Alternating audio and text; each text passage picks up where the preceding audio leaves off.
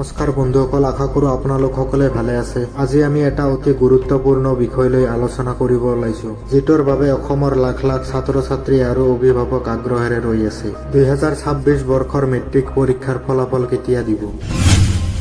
পৰীক্ষা শেষ হোৱাৰ পিছত ছচিয়েল মিডিয়াত বিভিন্ন খবৰ ওলাই আছে।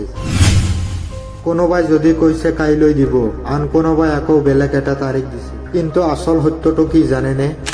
আজিৰ এই ভিডিঅ'টোত আমি ৰিজাল্টৰ সম্ভাৱ্য তাৰিখৰ পৰা আৰম্ভ কৰি আপুনি কেনেকৈ চাব পাৰিব, এই সকলোবোৰ বিতংভাৱে আলোচনা কৰিম।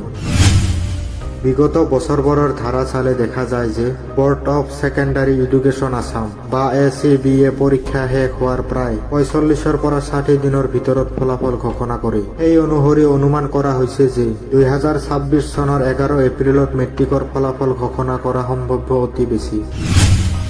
সাধাৰণতে পুৱা 10 বজা সংবাদমেলৰ জৰিয়তে ঘোষণা কৰা হয় আৰু তাৰ কিছু সময় পিছতে অনলাইনত চাব পৰা যায়। গতিকে সেইদিনা আপোনালোক আগতে সাজু হৈ থাকিব।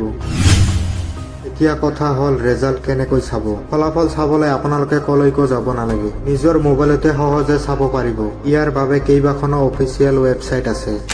এই ৱেবছাইটৰ লিংকটো আপোনালোকে স্ক্ৰীনশ্বট মাৰি ল'ব। কপি কৰি গুগলত চাৰ্চ কৰিলে ৱেবছাইটটো অপেনিং হ'ব। পদ্ধতিটো অতি সহজ। প্ৰথমতে ৱেবছাইটটো খোলক, SSLC 2026 ৰিজাল্ট। লিংকটোত ক্লিক কৰক, তাৰপিছত আপোনাৰ ৰোল নং দি ছাবমিট কৰক। লগে লগে আপোনাৰ ডিজিটেল মাৰ্কশ্বিট স্ক্ৰীনত দেখা পাব। কিন্তু মনত ৰাখিব, ৰেজাল্ট ঘোষণা কৰাৰ লগে লগে লাখ লাখ ছাত্ৰ ছাত্ৰী একেলগে ৱেবছাইটত সোমায়। এইকাৰণে ছাৰ্ভাৰ অলপ শ্ল' হ'ব পাৰে বা ইৰৰ দেখাব পাৰে। তেনেহ'লে ভয় নাখাব, অলপ সময় পিছত পুনৰ চেষ্টা কৰক বা SMS-ৰ জৰিয়তে ৰেজাল্ট চাবলৈ চেষ্টা কৰিব পাৰিব। আপোনালোকৰ ফলাফল কেনেকুৱা হ'ল আমাক কমেণ্ট কৰি জনাবলৈ নাপাহৰিব। ভিডিঅ'টো ভাল লাগিলে লাইক কৰক আৰু আপোনালোকৰ বন্ধুসকলৰ মাজত শ্বেয়াৰ কৰক। আপোনালোকৰ সকলোৰে ভৱিষ্যত উজ্জ্বল কামনা কৰিলোঁ। ধন্যবাদ।